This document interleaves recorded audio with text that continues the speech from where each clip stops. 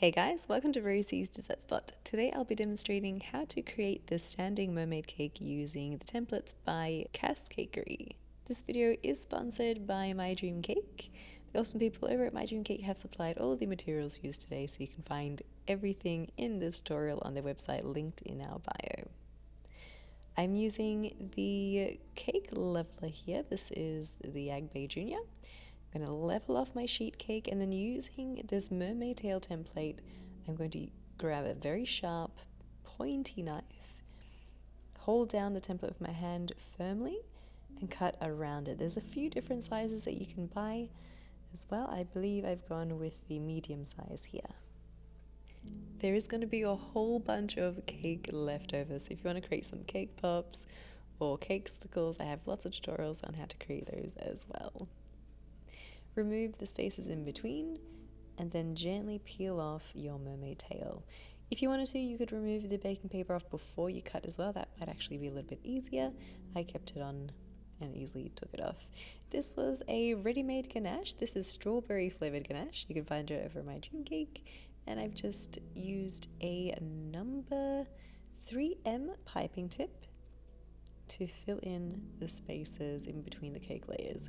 Because this was going to remain a naked cake on the outside, I wanted to show a little bit of texture, and that's why I've piped it in. My tail did break. This does happen. My cake was baked fresh on the day. I did not wait for it to cool down. Really should have. If you let your cake rest in the fridge overnight, it shouldn't break. But if it does, no stress, just puzzle it back together and you won't be able to tell.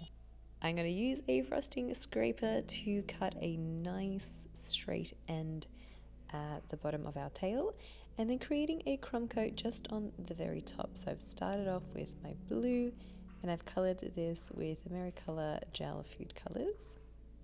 I've got my purple and my pink at the base. This is basically just going to create a nice layer on the top, trapping in the crumbs. I'm going to clean up the sides, drag them towards the center, and then pop it into my fridge to set. Once it's set, reapply the colors one more time, and you can blend those lines together if you like. Clean up the sides, smooth it out. And then from here, while it's still nice and fresh and sticky, you can apply your sprinkles. This is a really fun mermaid blend of seashells, and I really love the color. It's very true to the whole mermaid vibe. I'm adding in a few different edible cashews in gold as well, and some iconic gold dust using that little pump bottle, which is very convenient, just along the edges and a little bit in the center as well.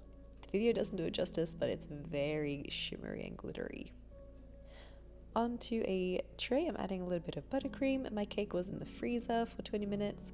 I'm now going to be sticking it straight to that dollop, and it stands without any problems.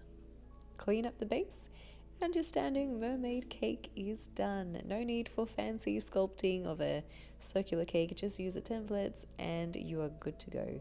This is great for cookies as well if you wanted to create a cookie cake. You can find all the materials used in this tutorial at the My Dream Cake website listed in our bio and in the description box. Thanks so much for tuning in, and we'll catch you again in the next one.